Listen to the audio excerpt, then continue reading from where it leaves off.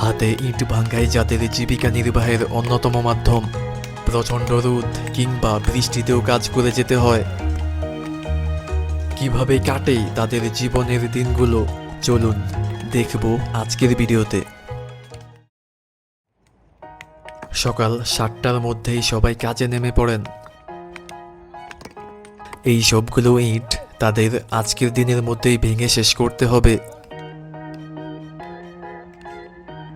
তাই সময় নষ্ট না করে তারা ইট ভাঙতে থাকেন।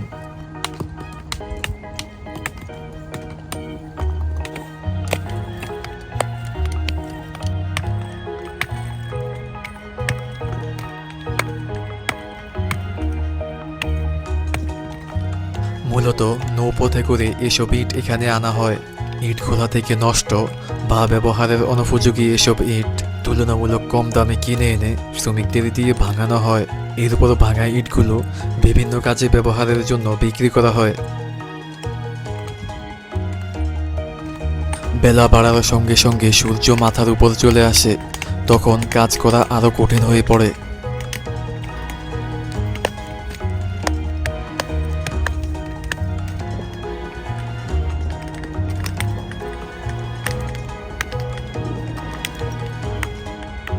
এখান থেকে ভাঙা ইটগুলো কিনে ট্রাকে করে নিয়ে যাওয়া হয়।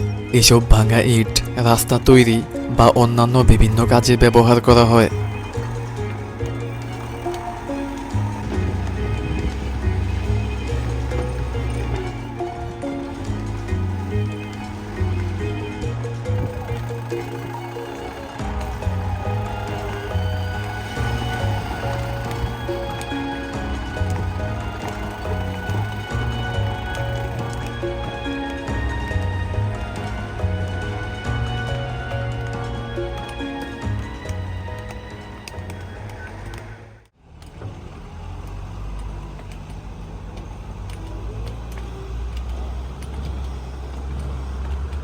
এখানে শ্রমিকদের সরাসরি প্রখর রোদের মধ্যে কাজ করতে হয়, যা তাদের জন্য অত্যন্ত কষ্টকর। তবে কাজের জায়গার পাশেই নদী থাকায় নদীর দিক থেকে আসা বাতাস কিছুটা স্বস্তি এনে দেয়। কাজের ফাঁকে এই গাছের ছায়ায় কিছুক্ষণ বিশ্রাম নেন।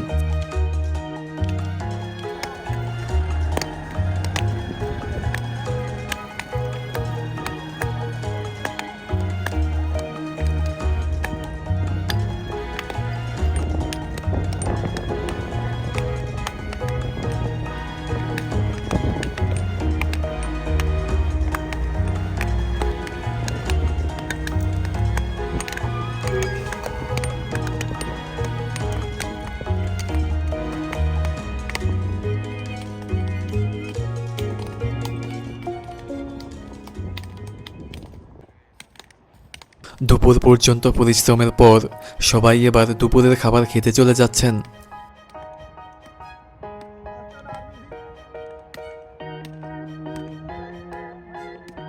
এখানে তারা প্রয়োজনীয় জিনিসপত্র ব্যাগে করে নিয়ে আসেন।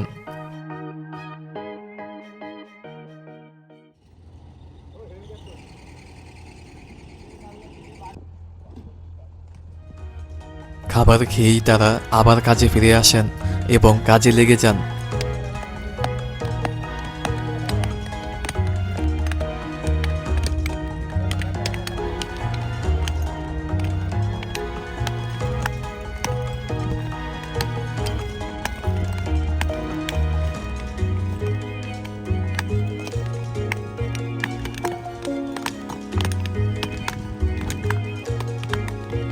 আকাশে মেঘ জমেছে, মনে হচ্ছে বৃষ্টি নামবে।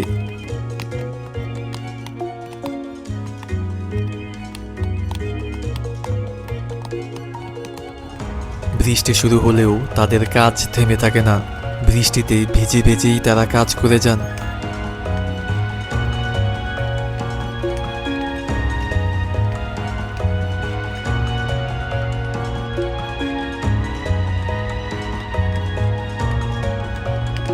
এখানে সকাল থেকে সন্ধ্যা পর্যন্ত কঠোর পরিশ্রম করে একজন শ্রমিকের আয় হয় মাত্র 600 থেকে 800 টাকা পর্যন্ত।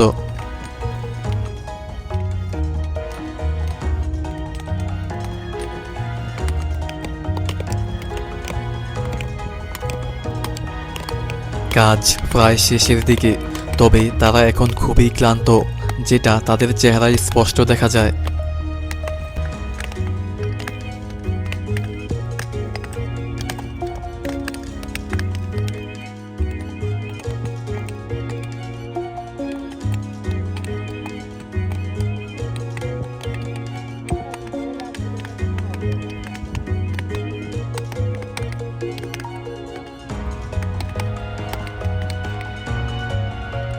অবশেষে শেষ হলো তাদের সারাদিনের পরিশ্রম।